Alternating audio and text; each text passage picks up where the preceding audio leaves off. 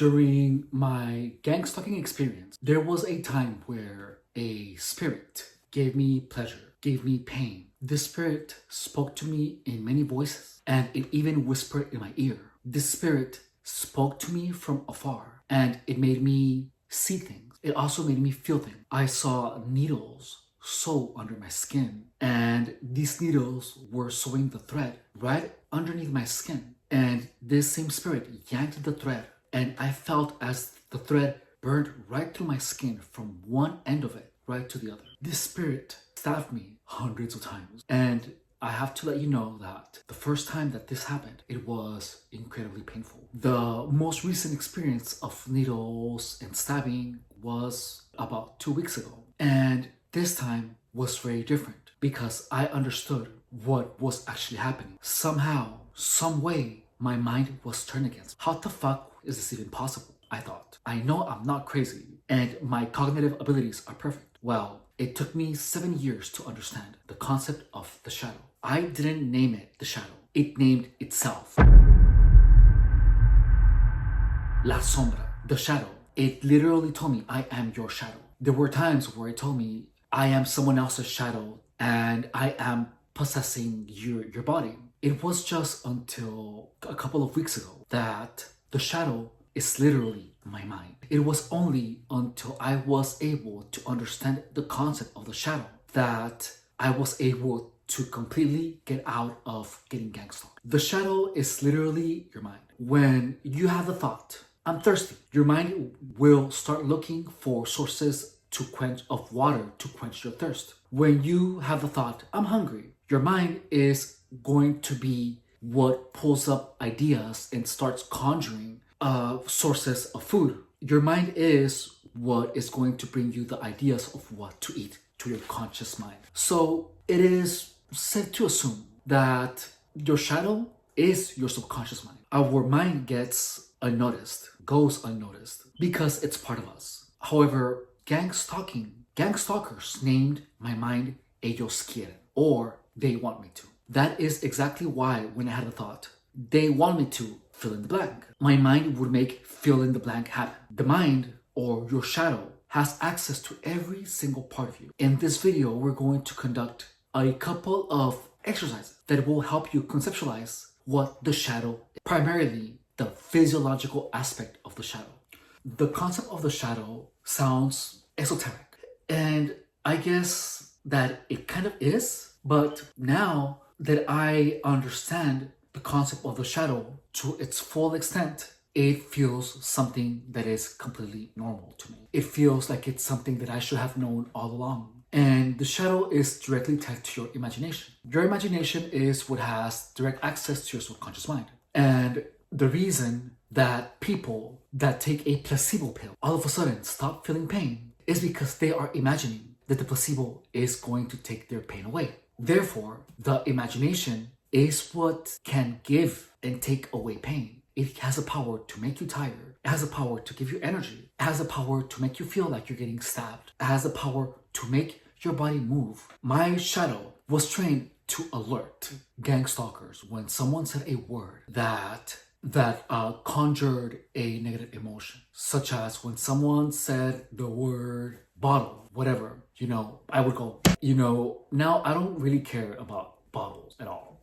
It doesn't mean anything anymore. It used to, but right now we're talking about the concept of the shadow. And the following exercises that we're going to do are going to be how you are going to grow your awareness of what the shadow feels like inside your body. So first, we're going to start with the sensation of movement. How can your shadow actually make you move? Your mind can be strengthened to such an extent that has the ability to make your body move. Listen, I'm going to show you something really quick. So this is, when I move my neck, notice at the movements of the ligaments and the muscles that are on this area. Now, while I keep my eyes open, I am gonna visualize my head doing the same movement. So right now, I'm gonna visualize my head moving to my left. So look, did you see muscle activation? And look, I am gonna move my head again to the left and pay attention on which ligaments and which muscles actually activate. So this moves if I move my head in this direction, this also activates. So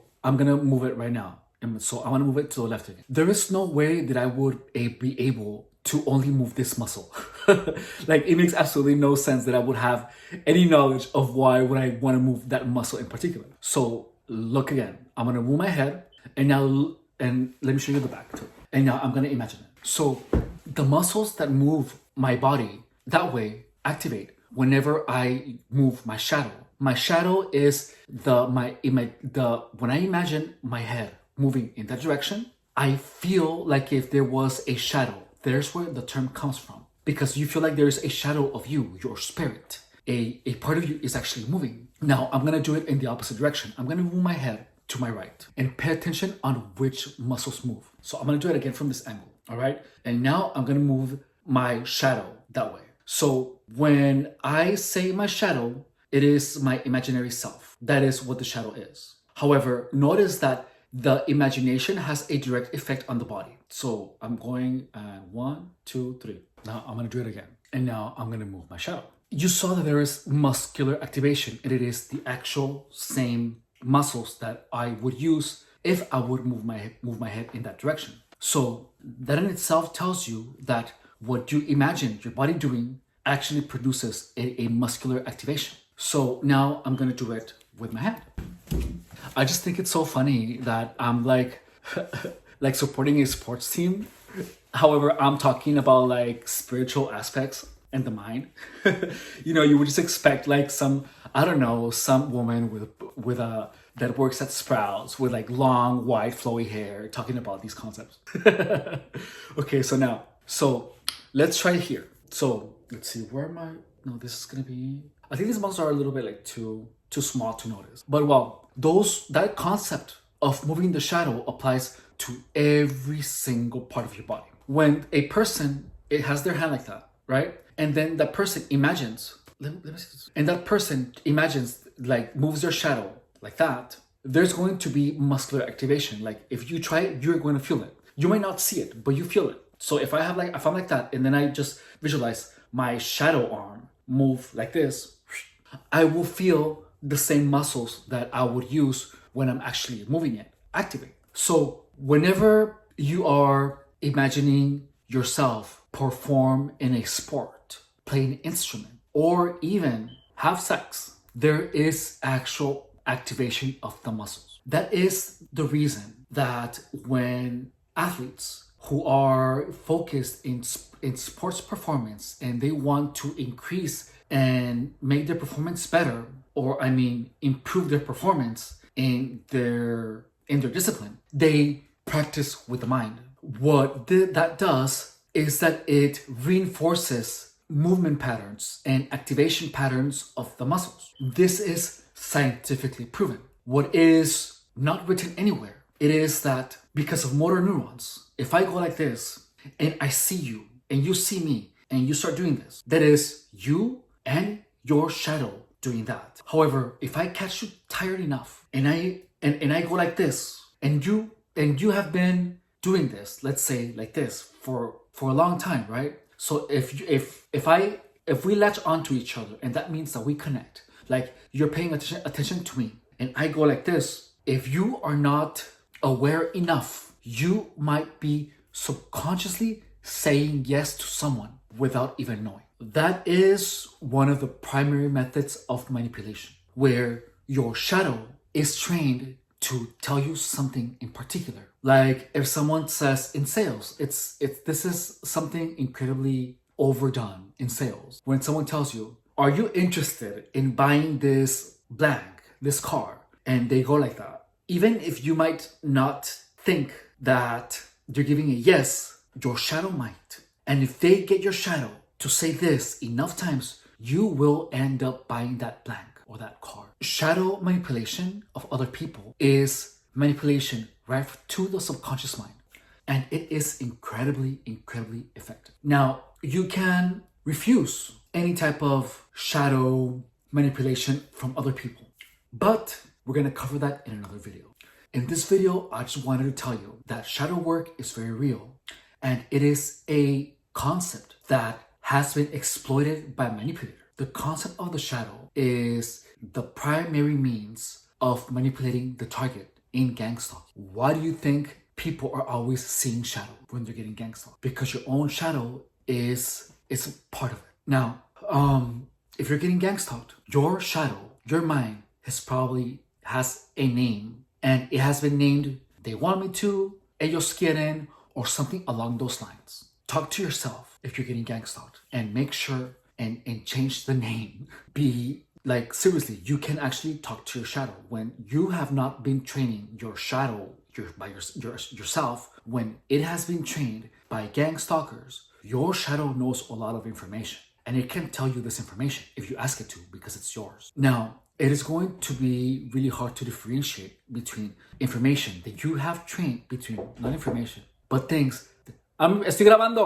Ahorita te abro. Okay. But you have, I'm so sorry. That was my mom. So you have trained your shadow to do things, and gang stalkers have trained your shadow to do things. And a lot of these things, you will not be able to discern from things that you have taught your shadow to do and things that gang stalkers have taught your shadow to do.